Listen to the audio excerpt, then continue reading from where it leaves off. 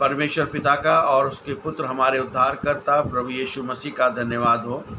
आज का जो मेरा टॉपिक है वो है प्रकाशित वाक्य की पुस्तक, उसका 16 अध्याय 4 से लेकर के 7 तक, रेवलेशन चैप्टर 16 वर्स 4 to 7। और ये प्रकाशित वाक्य की श्रृंखला का वीडियो नंबर 79 है। और यहाँ पे परमेश्वर के वचन में इस प्रकार से लिखा हुआ है, तीसरे स्वर्गदूत ने अपना कटोरा नदियों और जल स्रोतों पर उंडेला और वे लहू बन गए। तब मैंने जल के स्वर्गदूत को यह कहते सुना, हे पवित्र तू जो है और जो था, तू न्यायी है, क्योंकि तूने इन बातों का न्याय किया है। क्योंकि मनुष्य ने पवित्र लोगों और नबियों का लहू बहाया था, पर तूने उन्हें पीने के लिए लहू दिया है, वे इसी योग्य हैं।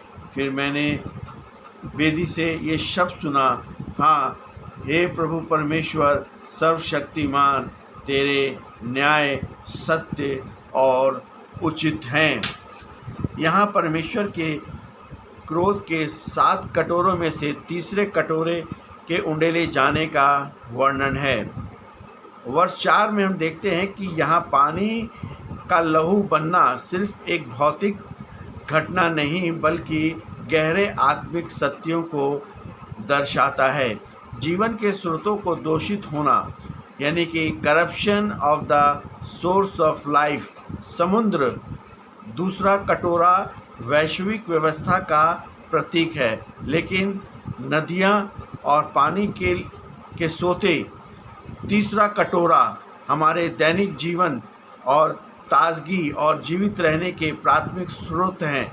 आत्मिक रूप से जब मनुष्य ईश्वर को छोड़कर संसार के प्रभु यानी कि एंटी क्राइस्ट की आराधना करता है, तो उसके जीवन को सबसे शुद्ध स्रोत जैसे उसकी सोच, शिक्षा, संस्कृति और अनंत और उसके आनंद भी जहरीले और लहू जैसे हो जाते हैं, क्योंकि ये एक बहुत ही भयानक बात है। वर्ष 5 और 6 में हम देखते हैं कि जैसा बोओगे वैसा काटोगा सिद्धांत है। वचन 6 साफ कहता है कि उन्होंने लहू बहाया था, इसलिए तूने उन्हें लहू पीने को दिया। परमेश्वर के अचूक न्याय को दिखाता है। जिस संसार ने मसीह विश्वासियों और नबियों को बेरहमी से कत्ल किया, आज उसे अपने ही पापों का परिणाम भुगतना पड़ रहा है। पाप स्वयं ही अपना दंड बन जाता है।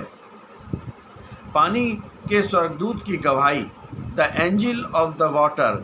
यहाँ सृष्टि के तत्वों पर भी परमेश्वर का अधिकार दिखाया गया है। पानी का स्वर्गदूत परमेश्वर के इस कटोरे को जो बहुत ही कठोर और न्याय और धार्मिक और उचित ठहराता है, क्योंकि वह जानता है कि परमेश्वर कभी बिना कारण न्याय नहीं करता है। ऐतिहासिक तथ्य ये है कि मिस्र के प्लेग ऑफ इजिप्ट, यह घटना सीधे तौर पर मूसा के समय मिस्र पर आई पहली विपत्ति की याद दिलाती है, जहां नील नदी का पानी खून बन गया था। निर्गमन 7:17 से 21। मिस्र का राजा फिरौन इब्रानी बच्चों का खून बहा रहा था। उन्हें नील नदी में फेंककर परमेश्वर ने उसी नील नदी को खून में बदलकर न्याय किया। ठीक इसी तरह अंत के दिनों में मसीह विरोधियों ने संतों का खूब खून बहाया, जो परमेश्वर ने उनके पानी को खून में बदल दिया।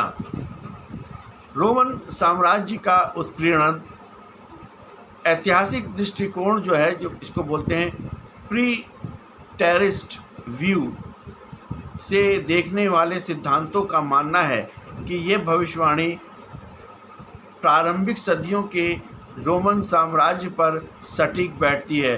सम्राट नीरो और डोमिटियन के शासन में मसीहों को जिंदा जलाया और शेरों के आगे फेंका गया और उनका खून पानी की तरह बहाया।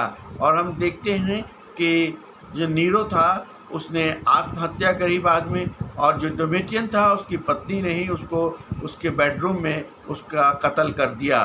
सो हम जानते हैं कि जो जिस प्रकार से जिसने जैसा करते हैं वैसे ही उसके साथ भी होता है।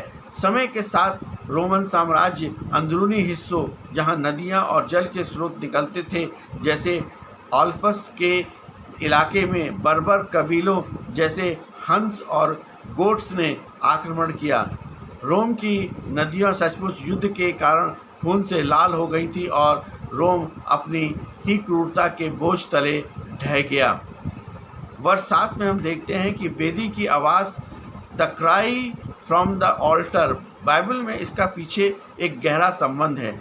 यदि हम प्रकाशित वाक्य 6:9 से 10 छठवीं मोहर को देखें तो वहाँ उन शहीदों की आत्माएं वेदी के नीचे से चिल्ला रही हैं जिन्होंने परमेश्वर के वचन के लिए अपनी जान दी थी। वे पूछ रही थी कि हे पवित्र और सत्य स्वामी, तू कब तक न्याय ना करेगा और पृथ्वी के रहने वालों से हमारे लहू का पलटा ना लेगा। प्रकाशित वाक्य 6 यानी कि 7 में इसी प्रकार से प्रकट किया गया है। प्रकाशित वाक्य 16 और 7 में वेदी से आने वाली आवाज़ उसी प्रार्थना का उत्तर है। परमेश्वर अपनों के आंसू नहीं भूलता। शहीदों की प्रार्थनाएं व्यर्थ नहीं गईं। विलंब का मतलब इनकार नहीं है। ईश्वर का न्याय धीमा हो सकता है, लेकिन जब वह आता है तो पूरी तरह सच्चा और ठीक यानी कि ट्रू एंड जस्ट होता है। परमेश्वर का न्याय अटल है।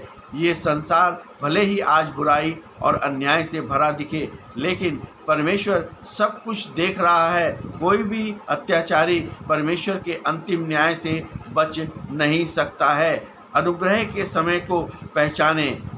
कटोरे का ये न्याय उस समय का है जब मनुष्य के पश्चाताप का समय समाप्त हो चुका होगा। आज हमारे पास अनुग्रह का समय है कि हम अपने जीवन के सोतों यानी कि विचारों और धार्मिकता को मसीह के लहू से शुद्ध करें, ना कि संसार की बुराई से दूषित होने दें। इसलिए प्रभु यीशु मसीह पर विश्वास करें, प्रभु यीशु मसीह से अपने पापों को मान लें, अपने पापों का पश्चाताप करें और यीशु मसीह को उद्धारकर्ता के रूप में ग्रहण करें। यही मसीह जीवन है। आमीन।